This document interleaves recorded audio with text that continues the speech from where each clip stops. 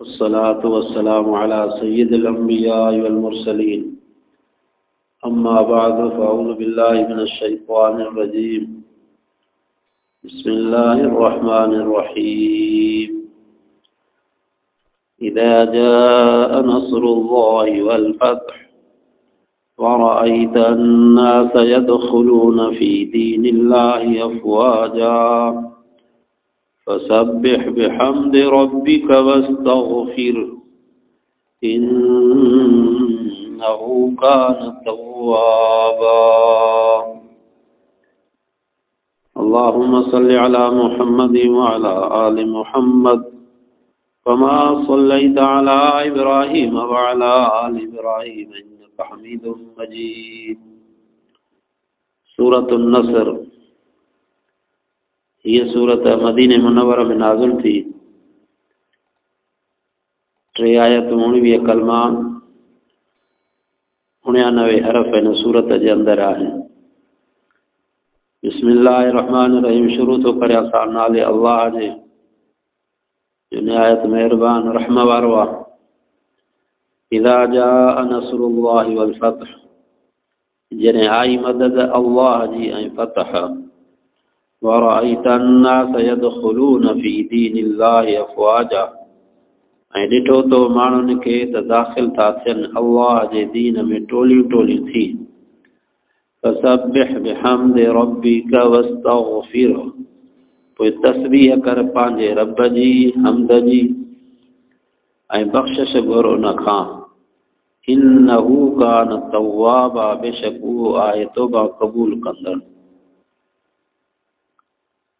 जॾहिं मददगारी अल्लाह जी ऐं फतह मके जी अची वई ऐं ॾिठो तो माण्हुनि खे त अल्लाह ताला जे दीन में टोलियुनि जूं टोलियूं दाख़िल थियनि था।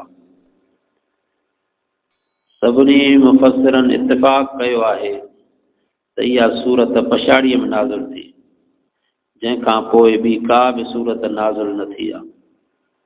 हिन सूरत में रसूलुल्लाह सल्लल्लाहु अलैहि वसल्लम जे वफ़ात ऐं दुनिया खे छॾण जो बयान अजीब व ग़रीब नुक़्ते में बयान थियल आहे। नबियन करीमन सल्लल्लाहु अलैहि वसल्लम ते जेकी कम अल्लाह ताला जे तरफ़ां मुक़रर थियल आहे तिन खे जॾहिं हू सर अंजाम करे तॾहिं उन्हनि खे दुनिया छॾणी थी पवे ऐं पंहिंजे अल्लाह ताला ॾांहुं रुजू थियणो थो पवे, छो त ही जहान फ़ानी आहे, दुखनि सूरनि जो जॻह आहे, नुक़सान ऐं मुहबत जी जाइ आहे। तंहिं करे मुक़दस रूहनि जे रहण जो लाइक़ु न आहे। अल्लाह ताला अंबियान अलैहिमुस्सलातु वस्सलाम खे दुनिया में फ़क़ति ज़रूरी कमनि जी तदबीर ऐं जोड़ जक लाइ हिन दुनिया में मोकिलियो। ज़रूरत जेतिरो वक़्तु उहे रहनि था, जॾहिं ज़रूरत पूरी थी पोइ इन्हनि खे दुनिया में रहण लाइक़ु न आहे। अहिड़ीअ तरह असांजो नबी करीम सल्लल्लाहु अलैहि वसल्लम बि फ़क़ति अल्लाह जे दीन खे सुधारण ऐं ज़ोर वठाइण लाइ आयल हा।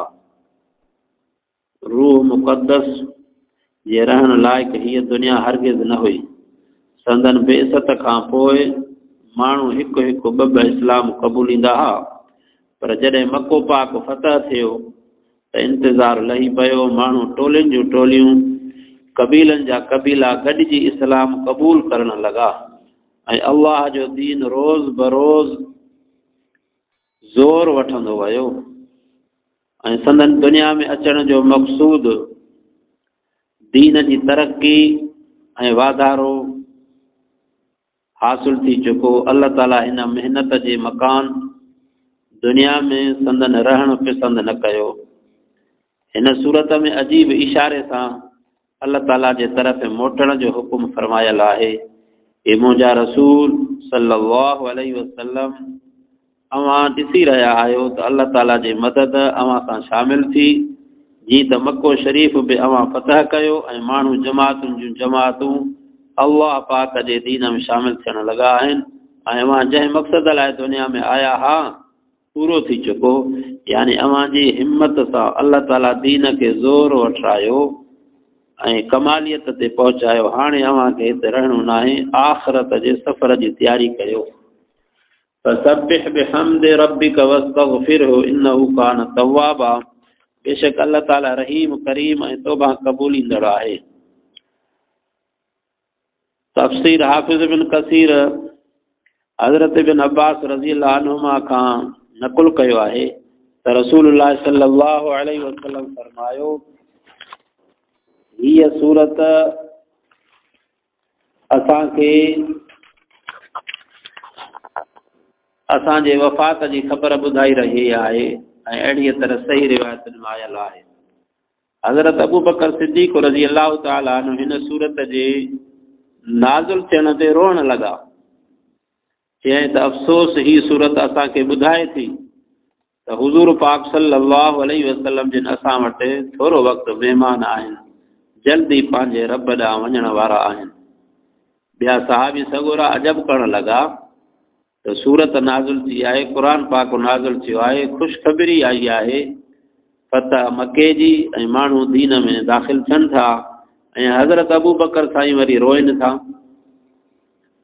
इन राज़ खे सम्झण वारो हज़रत अबू बकर सिद्दीक़ रज़ी अल्लाह ताला अन्हो जो सम्झी विया त हाणे बसि असांजो साईं असां वटि थोरा ॾींहं आहिनि, जंहिं मक़सद जे लाइ अल्लाह पाक असांजे साईंअ खे हिन दुनिया जे अंदरि पैदा करणु फरमायो, हाणे थोरे वक़्त में असां खां मोकिलाइण वारा आहिनि। इन ॾुख ऐं सदमे में इन सूरत नाज़िल थियण खां बाद में हज़रत अबू बकर सिद्दीक़ रज़ी अल्लाह ताला अन्हु रोअण लॻा।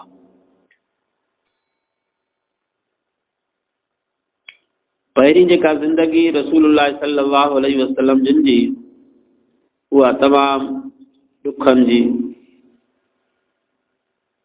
सख़्तियूं सठाऊं, पर दीन जे प्रोग्राम खे छॾियऊं न, ॿुधाईंदा रहिया, तबलीग कंदा रहिया, वाइज़ नसीहत कंदा रहिया।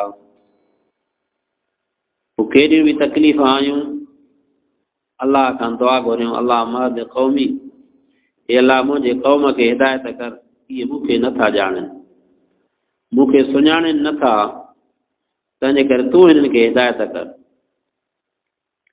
हिकिड़े मौक़े ते मलाइका आया त साईं तव्हांखे तव्हांजे क़ौम एतिरो ईज़ायो आहे, ताइफ़ वारनि एतिरो ईज़ायो आहे जो तव्हांजी जुती मुबारक रत सां भरिजी वई आहे, तव्हां हुकुम कयो त इन ॿिन्ही जबलनि खे मिलायूं, इहे त पीसिजी वञनि। असांजो नबी रहमतुल लिल आलमीन जहान वारनि जे लाइ रहमत, पाण फरमायाऊं त न, मूंखे उमेदु आहे अलाह सां हिननि खे हिदायत ॾींदो, हिननि खे न थी त हिननि जे पोयनि मां ज़रूरु हिदायत वारा थींदा, तंहिंजे करे ही मूंखे नथा ॼाणनि, हे अलाह तूं हिननि खे हिदायत कर। त हमेशह हिदायत जी दुआ घुरणी आहे, सही रस्ते ते पंहिंजे लाइ बि दुआ घुरणी आहे ऐं ॿियनि जे लाइ बि दुआ घुरणी आहे। जीअं पंहिंजे लाइ भलाई जी दुआ घुरणी आहे त सॼी उम्मत जो, हिन उम्मत खे फ़िकिर करणो आहे, पंहिंजी बख़्शिश घुरी रहियो आहे त अबे अमा जे लाइ बि बख़्शिश घुरे, मोमिननि जे लाइ बि बख़्शिश घुरे, पंहिंजे लाइ रहम घुरी रहियो आहे त ॿियनि मुस्लमाननि मिटनि माइटनि जे लाइ बि रहम जी अलाह खां दुआ घुरे, सिर्फ़ु पंहिंजे लाइ न। शुरूआत पाण खां करे, पोइ उन सां गॾोगॾु पंहिंजे अबे अमा खे मिलाए, रिश्तेदारनि खे मिलाए ऐं पूरे उम्मत मुस्लिम जे लाइ भलाई जी दुआ घुरे। इस्लाम असांखे इहो तरीक़ो सेखारियो, क़ुर पाक मां इहो सबक़ मिले थो, रब्बना इग़फिरली वलिवालिदैया वलिलमुमिनीन यौम यक़ूमुल हिसाब, परवरदिगार असांजा माफ़ कर असांखे, मूंखे बि माफ़ कर, मुंहिंजे अबे अमा खे बि माफ़ कर ऐं मोमिननि खे बि माफ़ कर। अलाह जी रहमत कुशादी आहे, जेतिरो घुरबो अलाह पाक ॾियण ते ख़ुशि थींदो आहे, घुरण ते ख़ुशि थींदो आहे, ऐं जेको बानो रब खां वरी न घुरंदो आहे पोइ रब साईं उन बाने जे मथां नाराज़ थींदो आहे त इनखे ख़लक़ियो मां, हर शइ मां पैदा करे ॾिनीमांसि, हथ उज़वा ज़बान नक इहे पेर मां ॾिनामांसि, हाणे वरी मूंखां कुझु घुरे नथो, दुनिया वारनि खां जेतिरो घुरबो नेठि कावड़बो आहे, पर अलाह खां न घुरण ते रब वरी कावड़बो आहे। त मुंहिंजो बहानो थी करे मूंखां छो नथो घुरे? ॿियनि जे आॾो हथ टंगियूं बीठो आहे, ॿियनि जे आॾो वञी करे गिड़गिड़ाए थो। पहिरियों रब खे ॿाॾाइणो आहे। अलाह पाक असबाब पैदा करणु फरमाईंदो आहे, उहे इंसाननि जे दिलनि में रहम विझणु फरमाईंदो आहे, पोइ अलाह पाक ई कमनि खे आसान कंदो आहे। तंहिंजे करे पहिरीं जेका दरख़्वास्त हुजे, पहिरीं जेका दुआ हुजे, इल्तिजा हुजे, उहा रब करीम खां हुजे। दुआ जे क़बूलियत जा वक़्त आहिनि। हर फ़र्ज़ खां बाद में इहो क़बूलियत जो वक़्तु आहे। तहज्जुद जे वक़्त में राति जो टियों हिसो, इहो बि क़बूलियत जो वक़्तु आहे। जुमातुल मुबारक में घड़ी आहे, उहा बि क़बूलियत जी आहे। क़ुरान पाक जो ख़तमु पूरो थींदो आहे, इहो वक़्तु बि क़बूलियत जो आहे। निकाह थियण वक़्त में इहो बि क़बूलियत जो वक़्तु आहे। अलाह पाक हिन उमत जे मथां महिरबानियूं करणु फरमायूं। दर्जात जा, तरक़ीअ जा अलाह पाक काफ़ी मौक़िया रखणु फरमाया हिन उमत जे लाइ। पर काश उमत उन दग ते हले। अलाह पाक खां दुआ आहे, रब साईं मूंखे तव्हांखे जमी मुस्लमाननि खे रब साईं क़ुरान पाक ऐं रसूलुल्लाह सल्लल्लाहु अलैहि वसल्लम जे तरीक़े ते दसियल अहकामनि जे मुताबिक़ रब साईं ज़िंदगी गुज़ारण जी तौफ़ीक़ अता फरमाए। आमीन।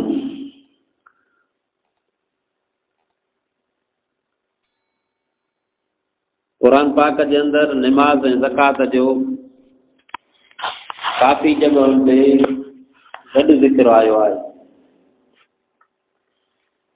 अक़ीमुस सलात व आतुज़ ज़कात युक़ीमूनस सलात व युतूनस ज़कात। त निमाज़ खे क़ाइमु कयो ऐं ज़कात खे ॾियो। त ॿई लाज़िम मलज़ूम शयूं आहिनि। बदनी इबादत करे रब जे ज़ात सां तालुक़ जोड़णो आहे ऐं माली इबादत अदा करे अल्लाह जे मख़लूक़ सां तालुक़ ॻंढणो आहे। के मुस्लमान रजबुल मुरजब में ज़कात अदा कंदा आहिनि। असुल ज़कात जंहिं महीने खां शुरू कजे चंड जो हिसाब हुजे। के मुहर्रम में ज़कात कढंदा आहिनि, के कहिड़े महीने में, के रजब में, के रमज़ान शरीफ़ में। किन जो वरी दस्तूर हूंदो आहे त रमज़ान शरीफ़ में सवाबु वधीक आहे, इन जे करे ज़कात कढी रखंदा आहिनि, पोइ हलाईंदा रमज़ान में आहिनि। बाक़ी कढण वक़्त ते अॻु बि इंसानु कढी सघे थो, पर जेकॾहिं रक़म मौजूदु न आहे त बाद में बि कढी सघे थो। ज़कात कढणी ज़रूरु आहे, फ़र्ज़ु आहे। रसूलुल्लाह सल्लल्लाहु अलैहि वसल्लम जिन फरमायो, पंहिंजे मरीज़नि जी दवा कयो सदके सां। छो त रसूलुल्लाह सल्लल्लाहु अलैहि वसल्लम फरमायो, सदको मुसीबतुनि खे टारींदो आहे। ॿिए रिवायत में अचे थो त सदको मुसीबत खे बि टारींदो आहे, बुरे मौत खे बि टारींदो आहे।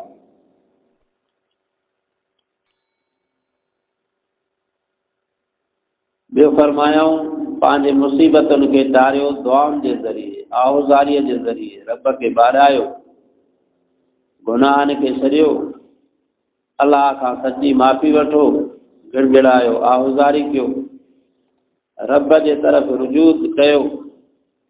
अलाह साईं मुसीबतूं टारणु फरमाईंदो आहे। अम्मन युजीबुल मुज़्तर्र इज़ा दअाहु व यक्शिफु सूअ। अल्लाह पाक फरमाए, केरु आहे जो लाचार जे सॾ खे ॿुधे ऐं उन जी तकलीफ़ खे खोले? इहो रब करीम ई आहे। हिकिड़ो वाक़ियो आहे, हिकिड़ो माण्हू मुसाफ़िर वञे पियो, रस्तो भुली वियो।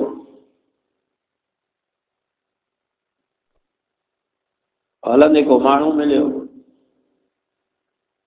मूंखे फलाणे पासे वञिणो आहे। उन चयसि मां तोखे वठी थो हलां। उहो हुन सां गॾु हलियो, हलंदे हलंदे असुलो रस्तो छॾे करे हुन ॿियो रस्तो वरितो। पोइ चए यार इहो रस्तो त उहो न आहे, हीउ त ॿियो रस्तो आहे। चए शॉर्टकट आहे, सवलो रस्तो आहे, हेॾां घणो पंधु आहे।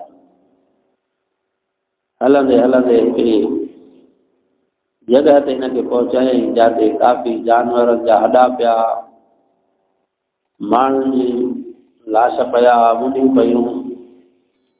हिनखे ॾाढो अफ़सोस थियो। पोइ हिन चयसि त जेको मूंखे माल आहे इहो तूं खण, मुंहिंजी जान छॾ। हुन चयसि इहो माल त हूअं ई मुंहिंजो आहे, बाक़ी तुंहिंजे सिर खे कलम कंदुमि, मारींदुमि। मुंहिंजे मारण में छा ईंदे, बसि जे मां तुंहिंजे सिर खे ख़तमु कंदुमि। हुन घणो हुनखे सम्झायो। पोइ चयसि भला मूंखे तूं मोहलत ॾे त मां बरक़ातूं नफ़िल पढ़ां। हुन चयसि त हे जेके मुंडियूं ॾिसे थो, लाश ॾिसे थो, इन्हनि मां बि किन माण्हुनि चयो हो तंहिंजे करे भले तोखे मोकल आहे तूं नफ़िल पढ़। हुन अलाह जे बहाने कज़ा हाजात नफ़िल पढ़ियो। सॼो तवजो होॾां मौत अखियुनि सां ॾिसे पियो।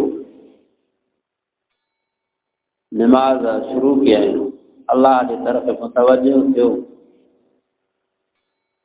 अलाह हुनजे आहुज़ारीअ खे, सॾ खे ॿुधणु फरमायो, क़बूल करणु फरमायो। हिन जी आख़िरी रकात हुई त को माण्हू घोड़े सवार आयो, उन ज़ालिम जो सिर कलम कयूं, वापसि वञी रहियो हो। त हिन बरक़ातूं पूरियूं करे असलाम फेरियो सॼे खबे। पोइ हुनखे चई अदा तूं केरु आहे? हुन चयसि बसि तुंहिंजो कमु थी वियो, न तूं मूंखे ॿुधाए त तूं आहीं काॾूं, केरु आहीं? जेको तो आहुज़ारीअ सां रब खे पुकारियो, अल्लाह पाक मूंखे हुकुम करणु फरमायो त इन लाचार जी वञी मदद कर। उहो मलाइक हो, इंसानी शिकिल वठी करे आयो, उन ज़ालिम जो सिर कलम कई वियो हली। त मुसीबतुनि आहुज़ारनि खे तारणु रसूलुल्लाह सल्लल्लाहु अलैहि वसल्लम जब इहो हुकुम करणु फरमायो त आहुज़ारी कयो, रब खे पुकारियो। जाॾां ताॾां फितना फसाद, महांगाई, कोई माण्हू सुकून में कोन्हे। सबबु इहो आहे जो असां मुस्लमाननि अलाह जे दर खे छॾियो आहे, क़ुरान पाक खे छॾियो आहे। तंहिंजे करे समूरे जो समूरा मुस्लमान मोटी अचूं, 5 वक़्त निमाज़ पाबंदीअ सां पढ़ूं, अल्लाह पाक जे कलाम मजीद जी तिलावत कयूं, रब खे ॿाॾायूं, रोज़ानो इस्तग़फ़ार कयूं, रब खां माफ़ी वठूं। अस्तग़फिरुल्लाह रब्बी मिन कुल्लि ज़म्बिन व अतूबु इलैहि। अस्तग़फिरुल्लाह अल-अज़ीम अल्लज़ी ला इलाहा इल्ला हुवल हय्युल क़य्यूम व अतूबु इलैहि। तौबा खां सवाइ मुंहिंजा मुस्लमान भाइरो चारो ई कोन्हे। अल्लाह जे आॾो गिड़गिड़ायूं, रब पूरे दुनिया जे इंसाननि ते, मुस्लमाननि ते रहम करणु फरमाए। त ॿिए नंबर में फरमायूं पंहिंजे मुसीबतुनि खे, इहो महांगाई बि हिकिड़ो अज़ाब आहे, बदअमनी बि अज़ाब आहे, भेड़ा फसाद इहो बि हिकिड़ो अज़ाब आहे। पोइ हिकिड़े अज़ाब ईंदा आहिनि मथां खां, आसमान खां, ॿिया ज़मीन खां, टियों वरी पाण में जहिड़ा जंगियूं, इहो बि अज़ाब आहे। अल्लाह पाक खां दुआ आहे त रब साईं जेके बि क़िस्म अज़ाब जा आहिनि, रब साईं माफ़ करणु फरमाए।